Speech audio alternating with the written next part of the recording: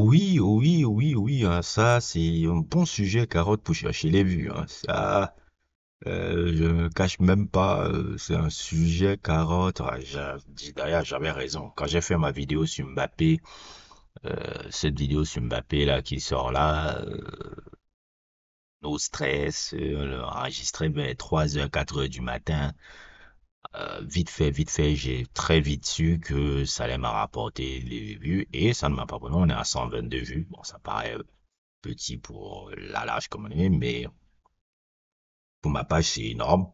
Et je savais pertinemment que vous alliez regarder ça avec passion, alors que quelque part, je ne racontais pas grand, c'était pas vraiment un sujet écrit, pas réfléchi, pas truc, juste un peu tout ce qui me passait par la tête, et c'était amusant de voir comment je m'étais même pas trompé. Donc, sur comment vous avez réagi, vous êtes venu plein et merci à vous. Donc, je vais vous faire encore un bon sujet carotte que ça peut devenir une série. Who's the best? Voilà, ça peut devenir une bonne série, un bon sujet carotte encore sur le foot et en prenant vraiment des gros noms, hein. Je vais pas vous faire parler de Juanito, que ou Alan Simonsen, hein. Je vais pas vous parler de foot, je vais vous parler de foot que vous aimez là. Les bons trucs, en mettant un tout petit peu, un peu de substance. Substance, en fait, c'est inspirant un peu par les trucs des gars de parole véritable, un peu. Les paroles des gars de parole véritable, je les aime beaucoup. Je les aime beaucoup. Ils ont vraiment des très bons contenus divertissants. En termes de hip-hop, ils sont super, super calés. Super, super calés.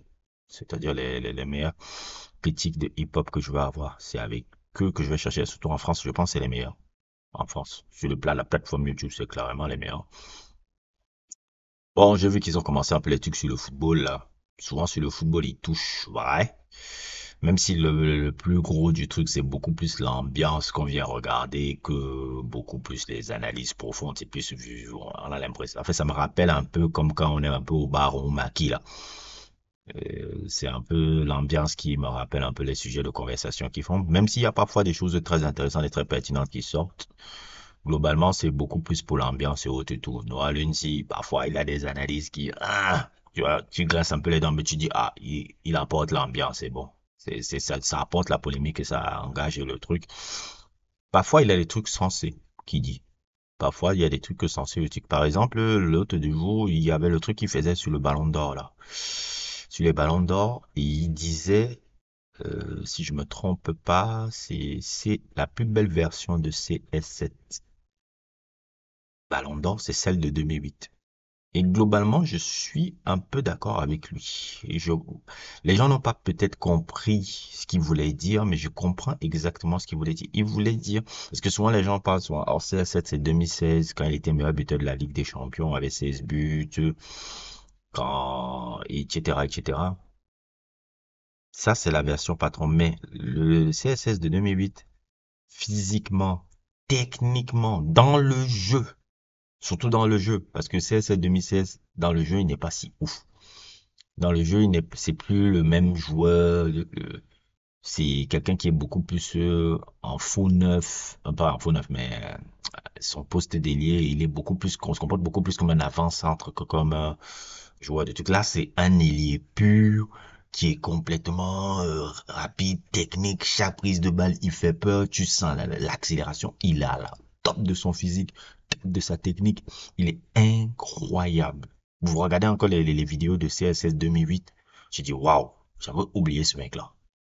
J'avais complètement oublié ce mec-là. Et Noah Lunsi, quand il dit ça, il a pas tort. Il a vraiment pas tort. Le CSS de 2008, c'est vraiment le plus impressionnant. Le plus impressionnant à regarder. Et je vois exactement ce qu'il voulait dire. Mais peut-être le grand public n'a pas dit. En tout cas, c'est sympa. Si vous n'avez pas vu le contenu, allez le regarder. C'est très, très, très, très amusant. Bon, il faut un peu des erreurs de date, des trucs. Et aussi, il y a un autre truc que je viens là. Ça, c'est quelque chose qui me trotte la tête aussi. Le J'en ai marre un peu qu'on manque de respect à Marco Van Basten comme ça. Ça, c'est quelque chose que ça fait longtemps que je cherche à faire un sujet sur Van Basten. J'en ai marre que les mecs, j'ai pas trop aimé le truc du manque de respect qu'on fait à Marco Van Basten. Je le dis tout de suite. Avant l'émergence de Ronaldo, le Brésilien, le plus bel avant-centre qui a existé dans le football, c'est Marco Van Basten. C'est Marco Van Basten. Ne me mettez même pas Eto'o. Marco Van Basten. Il n'y a aucun joueur de l'ère moderne ou de l'ère même de cette époque-là, attaquant, qui est plus fort que Marco Van Basten. Citez-moi n'importe, à part Ronaldo le Brésilien. Vous pouvez me citer Weah, vous pouvez me citer Eto'o, vous pouvez me citer tous les gars que vous voulez, Shevchenko, etc. Marco Van Basten est le plus bel avant-centre qui n'ait jamais eu dans le football avant l'émergence de Ronaldo le Brésilien. Il pouvait tout faire. Pied droit, pied gauche, technique, élancé, jeu de tête. Et tu regardes sa carrière, tu te dis merde, il a marqué plus de 300 buts en carrière, même moi je suis pas trop statistique.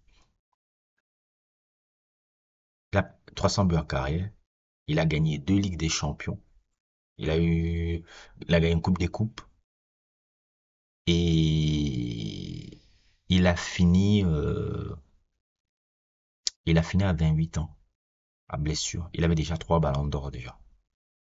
Vous pensez que un Van Basten, quand il regarde Cristiano Ronaldo, il a quelque chose en envie? Quel le nombre de ballons d'or que Cristiano Ronaldo avait avant 28 ans, 29 ans? Ce mec était un danger public. Je ne sais pas si vous... Citez-moi tous les joueurs. Je ne pense pas que vous manquez énormément de respect à Van Basten. Les gens manquent énormément de respect à Marco Van Basten. Et moi, je ne peux pas le supporter parce que je dois vous l'avouer, quand j'étais petit, mon père me le rappelait, il me disait que toi tu aimais beaucoup Van Basten quand tu étais petit, que j'avais même pleuré à la finale de 93, quand ils avaient perdu, pourquoi Van Basten, et mon père avait écrit une lettre, soi-disant lettre, pour l'envoyer, pourquoi tu n'avais pas joué en 93, même si, globalement, quand j'ai pris ma conscience du football, ça a été Dugarry, mon premier joueur favori, mais quand je me suis encore replongé à qui est Marco Van Basten, je ne peux pas entendre des conneries comme ça sur le joueur, là. Pardon. Et ne me mettez même pas Eto'o devant lui. Parce que j'ai vu que aussi les gars de Palo Véritable dit, après R9, est-ce que c'est Eto'o? Vous mentez. Il n'est pas plus fort que Marco Van Basten. Mentez. Et il ne jouait pas avec des plombiers. Vous connaissez un peu l'histoire du foot de cette époque-là et comment c'était dur pour les joueurs de l'époque. Ils n'étaient pas protégés comme maintenant. C'est pas pour rien qu'il a été blessé, il a fini blessé là. Vous n'étiez pas protégés. L'époque de Messi et Cristiano Ronaldo, les joueurs stars sont protégés. Les joueurs stars n'étaient pas protégés avant. Faut arrêter un peu à beauté de modernisme, là. Ouais, ouais, avant, c'était le plombier. Non, non, non, c'était beaucoup plus difficile parce que les joueurs n'étaient pas protégés. Faut voir les coups que Maradona prenait, faut voir les coups que Pelé prenait. Ce n'était pas de la blague. Allez voir ce que Golcocha faisait à Maradona. Donc, pour revenir à mon sujet, who's the best dans l'histoire du football argentin entre Messi et Maradona. Messi et Maradona, qui pour moi restent les deux plus grands joueurs de l'histoire du foot de ce pays. On peut mettre aussi Mario Kempes, on peut mettre aussi énormément de joueurs géniaux qu'il y a eu dans l'histoire du foot de ce pays, parce que ce pays a produit des génies dans le foot. La liste est longue, on ne va pas commencer. On va pas commencer à énumérer les mecs, mais Maradona, pas Maradona, comment il s'appelle là? Messi et Maradona sont légèrement les deux plus grands. Les deux plus grands. Parfois des similarités dans le jeu. C'est vrai que des similarités dans le jeu et tout. Même si je pense que Messi, on se trompe un peu par rapport à la comparaison. Elle le rapproche beaucoup plus de Johan Cruyff parfois que de celui de Maradona. Souvent les gens font, oh ouais, Messi me rappelait Maradona. Oui, oui et non. Mais moi j'ai l'impression qu'il ressemble beaucoup plus à Cruyff dans le style que Maradona. Maradona, c'est vraiment un 10 pur à l'ancienne, mais si ce n'était pas vraiment un 10. Même si c'est un électron libre qui peut jouer partout et qui apporte son génie. Comme un peu Cruyff aussi n'était pas forcément un 10. Cruyff était un électron libre qui pouvait jouer partout. Maradona, c'était vraiment un meneur de jeu à l'ancienne. Même si on le mettait parfois deuxième attaquant, même si on le mettait parfois truc, Maradona, c'est avant tout un meneur de jeu à l'ancienne. Cruyff, c'est pas vraiment un meneur de jeu. Cruyff, c'était un mec qui était un électron libre qui savait tout faire. et qui avait une capacité d'accélération, de changement de rythme, de trucs, que aussi Messi a. C'est pour ça que quand je regarde Messi, je dis, regardez plutôt sur le côté de Cruyff, il se ressemble beaucoup plus que celui de Maradona. Deux joueurs qui représentent un peu le football argentin comme pas possible, et qui est le plus grand entre les deux.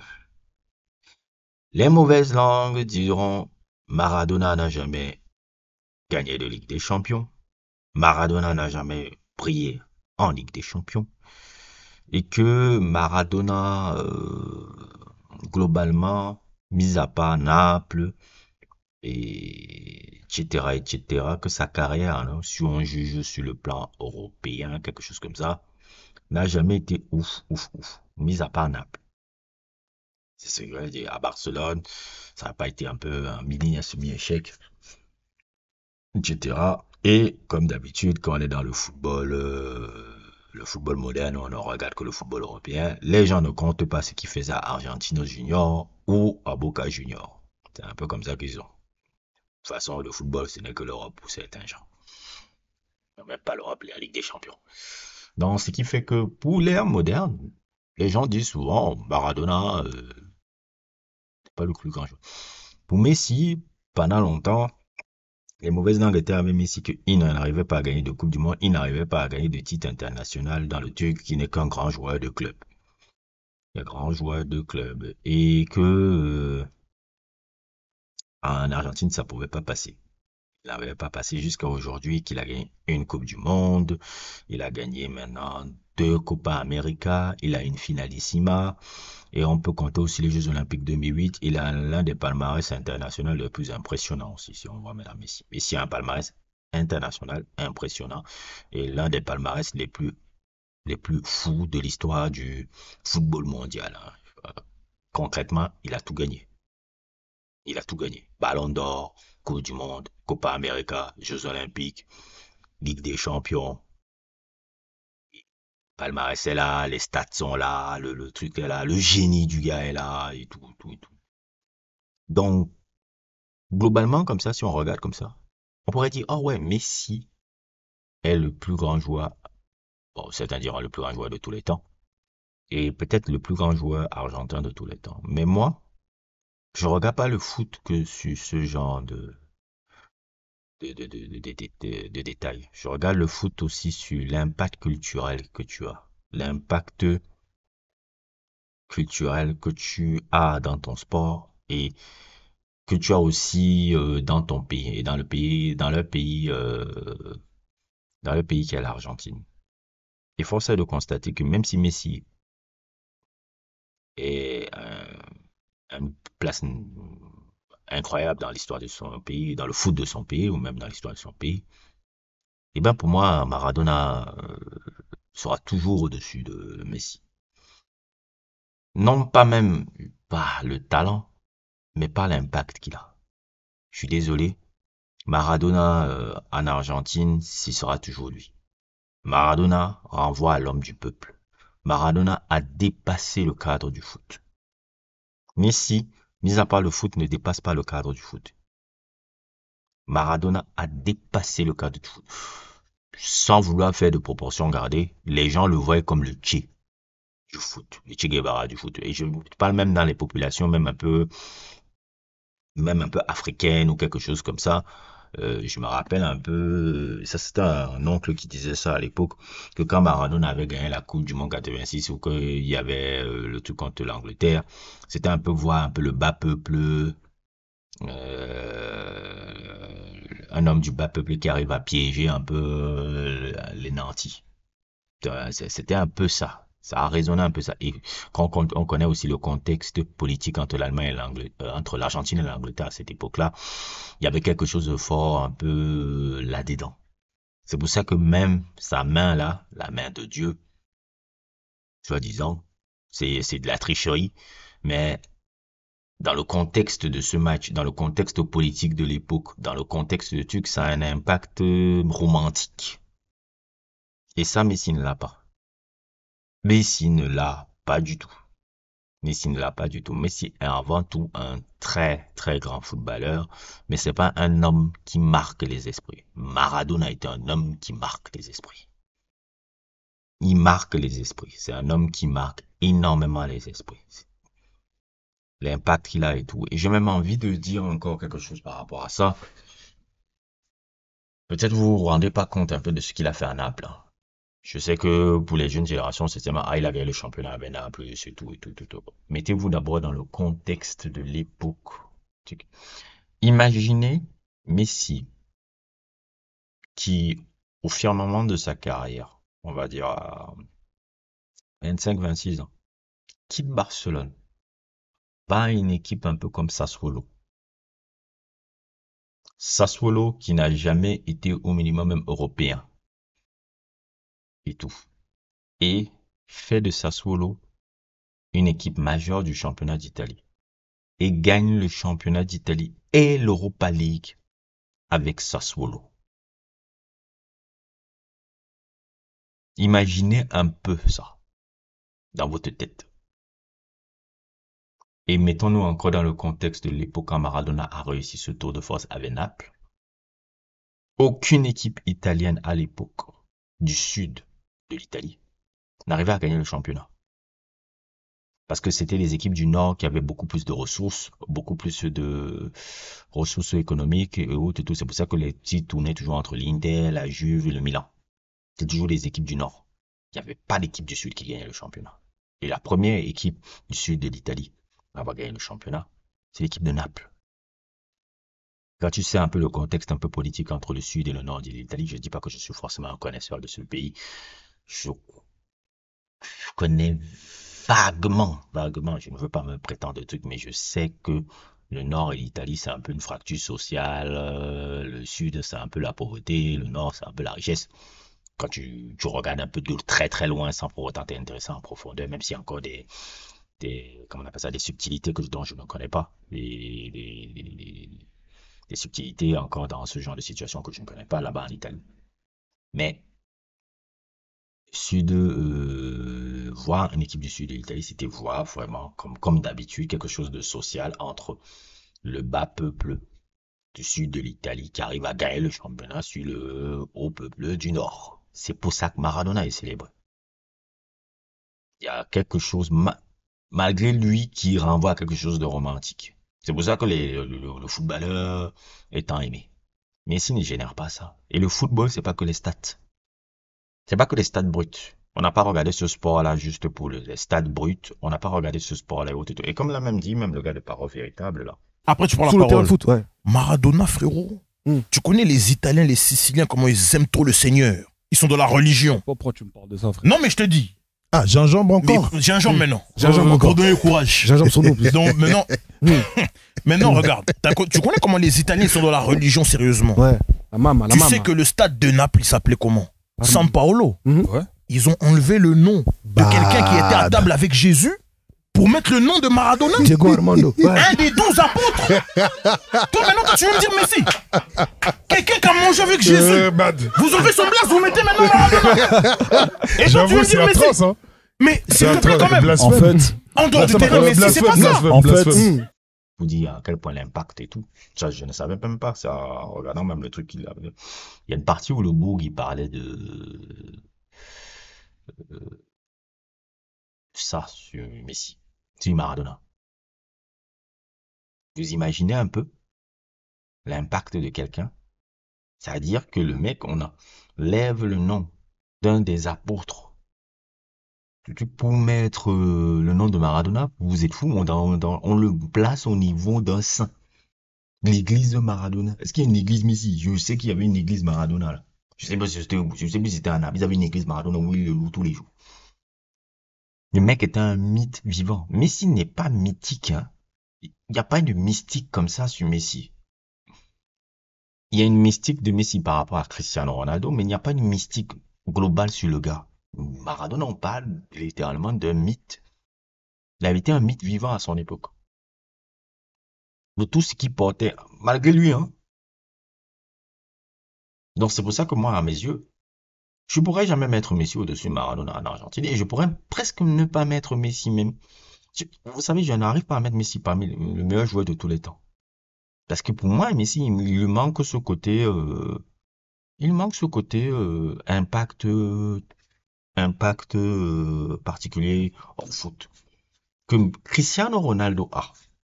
Ça, c'est paradoxal. Cristiano Ronaldo a cet impact-là. C'est pour ça que le football le ressemble. Cristiano Ronaldo impacte beaucoup plus la société. Ah, ça influence beaucoup plus la société, tu vois. Et j'ai imité, j'ai imité le personnage, les joueurs, tout le football ressemble à ce gars-là. Que Messi. Maradona, c'est là la différence avec des gars comme Maradona. L'impact est beaucoup plus grand. Le football n'est pas que des stats.